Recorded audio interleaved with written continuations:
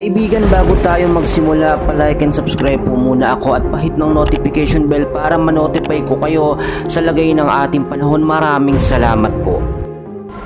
Magandang hapon mga kababayan. Sa kasalukuyan po ay nakakaranas po tayo ng malawakang malakas na pag-uulan. So dahil po ba ito sa bagyo or may bagyo po ba? Well mga kaibigan, wala po tayong bagyo ngayon na minomonitor sa loob ng Philippine Area of Responsibility. Pero nakakapagtaka kasing lakas po ng bagyong pag-uulan. Dahil po yan sa localized thunderstorm na nakakaapekto po sa ilang bahagi po ng ating bansa. And as of now mga kaibigan, nagpapaulan po sa ilang bahagi ng Central Luzon, Metro Manila at Calabarzon ng mga localized thunderstorm.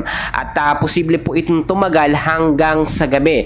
So binabalaan po ang lahat na mas maganda wag na lamang tayo lumabas ngayong hapon hanggang sa gabi kung patuloy pa rin po lalakas ang pag-uulan. Meron din po tayong nakita na kumpol ng kaulapan or cloud cluster dito po sa may bandang silangan ng Visayas. Sinasop na tinomonitor natin ito kung ito nga ba may posibilidad na maging low pressure area within the next 24 to 48 hours. No? Kaya mas maganda mga kaibigan kapag ganito yung meron po tayong thunderstorm alert, no, ay mas maganda wag na lamang po tayo lumabas ng ating mga kabahayan dahil malakas po talaga ang pag-uulan.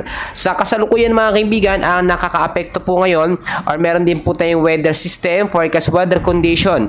Meron pa rin po tayong shear line at easterlies na nakakaapekto po sa ilang bahagi po ng extreme northern Luzon. Yan po yung isa sa dahilan din kaya nagkakaroon tayo ng malakas na pag-uulan. So combination po ito ng localized thunderstorm, easterlies at ito pong shear line.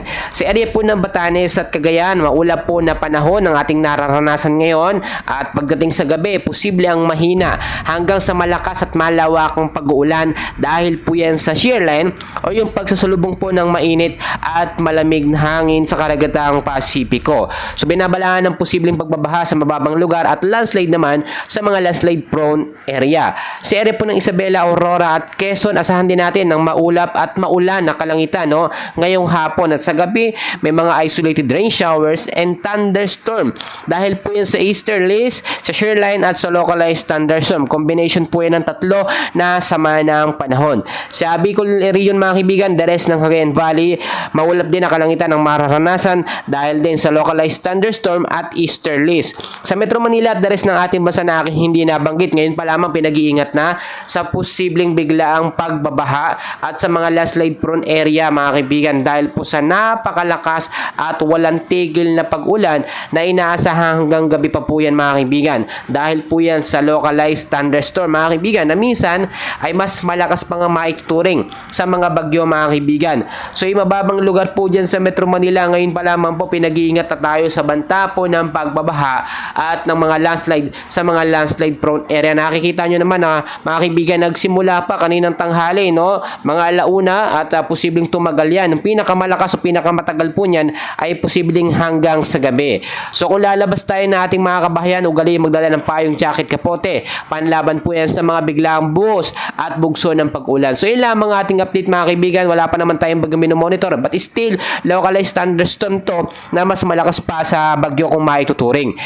Wait please, huwag kalimutan i-like at subscribe ang ating